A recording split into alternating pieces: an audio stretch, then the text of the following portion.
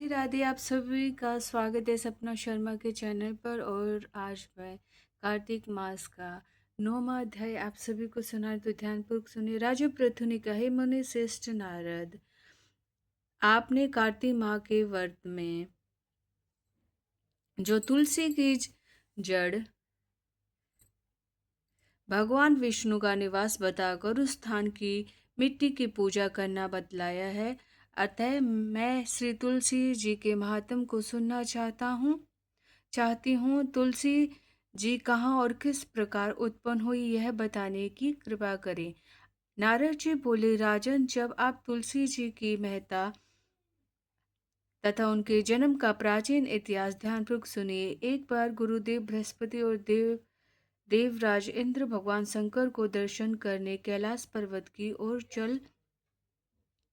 तब भगवान शंकर ने अपने भक्तों की परीक्षा लेने के लिए जटाधारी दिगंबर का रूप धारण कर उन दोनों के मार्ग में अवरोध उत्पन्न किया। यद्यपि वह तेजस्वी, शांत, लंबी भुजा और चौड़ी छाती वाले, गौर वर्ण वाले, विशाल नेत्रों से युक्त तथा सिर पर जटा धारण किए वैसे ही बैठे थे, यद्यपि उन भगवान शंकर को न पहचान कर इंद्र ने उनसे उनका नाम व धाम आदि पूछते हुए कहा कि क्या भगवान शंकर अपने स्थान पर है या कहीं गए हैं।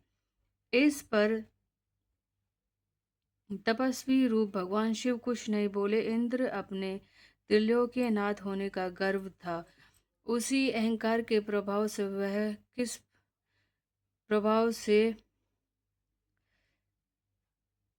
से वह चुप किस प्रकार रह सकता था। उसने क्रोधित होते हुए तपस्वी और घुड़ककर कहा, अरे, मैंने तुझसे कुछ पूछा है और तू उसका उत्तर नहीं देता। मैं अभी तुझ पर वज्र का प्रहार करता हूँ, फिर देखता हूँ कि कौन तुझ दुर्मति की रक्षा करता है। इस प्रकार कहकर जैसे ही इंद्र ने उस जटाधारी दिगंबर को मारने के लिए हाथ में वज्र लिया, वैसे ही भगवान शिव ने वज्र सहित इंद्र का हाथ स्तंभित कर दिया और विकराल नेत्र कर उसे देखा। उस समय ऐसा प्रतीत हो रहा था कि वह दिगंबर प्रज्वलित हो उठा और वह अपने तेज से जला देगा। भुजाएं सुशंभित होने के कारण इंद्र दुखित होने के साथ साथ अत्यंत दुखित भयभीत भी हो गया, परंतु उस जटाधारी दिगंबर को प्रज्वलित देखकर ब्रह्मा जी ने कहा, उन्हें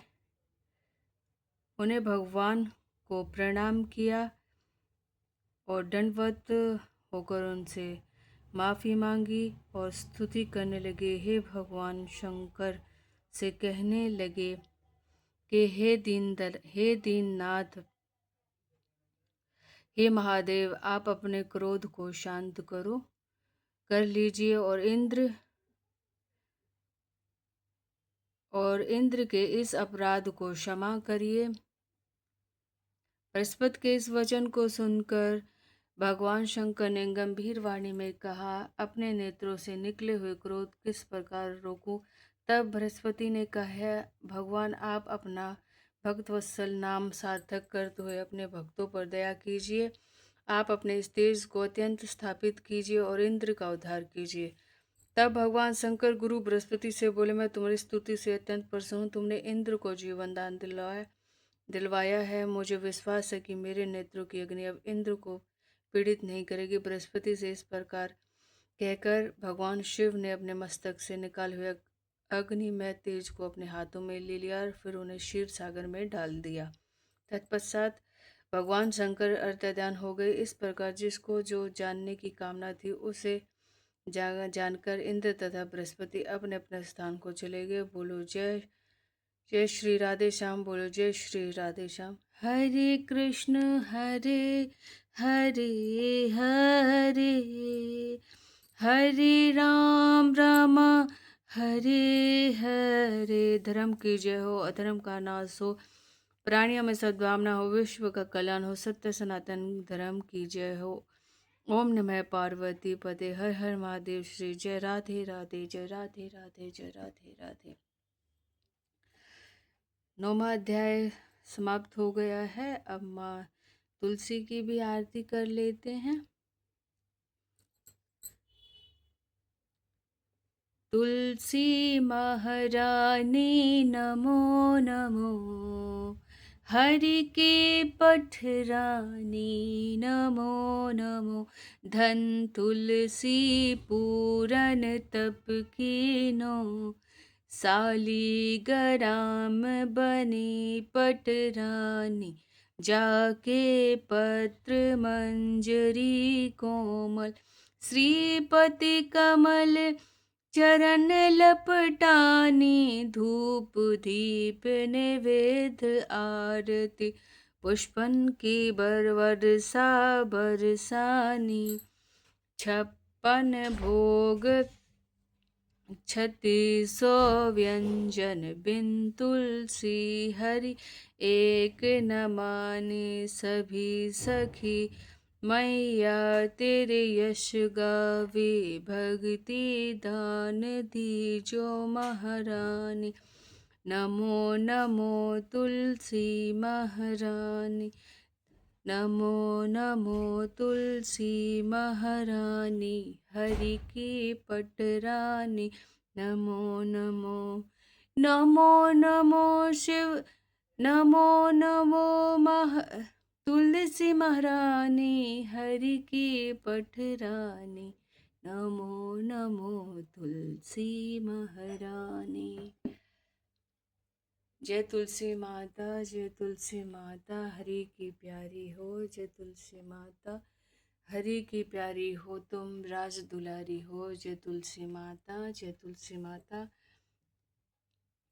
कार्तिक स्नान में उठकर जो ब्रह्म मुहूर्त में नहाकर स्नान करता है और तुलसी दीपक दान करता है, आकाश दीपक दान करता है, पृथ्वी दीपक दान करता है और ब्रह्म मुहूर्त में स्नान करता है, उसे करोड़ों गुना फल मिलता है और उसके सारे पाप नष्ट हो जाते हैं और पुण्य का उदय हो जाता है। इसलिए आप उठकर ब्रह्म मुहूर्त में उठकर स्नान करें, तुलसी में दीपक दान करें और भगवान विष्णु और कृष्णा का जाप करें और राधे राधे बोलते रहें। 9वां अध्याय भी सुने। हर अध्याय अपने आप में बहुत ही महत्वपूर्ण है, इसलिए सभी अध्याय जरूर सुने कार्तिक माह में। राधे राधे। आप सभी को मेरी कथा अच्छी लगी तो लाइक शेयर एंड सब्सक्राइब करना ना भूलें। जय श्री राधे। फिर हाजिर होती हूँ और कथा के साथ। जय जय सिया राम। राधे राधे।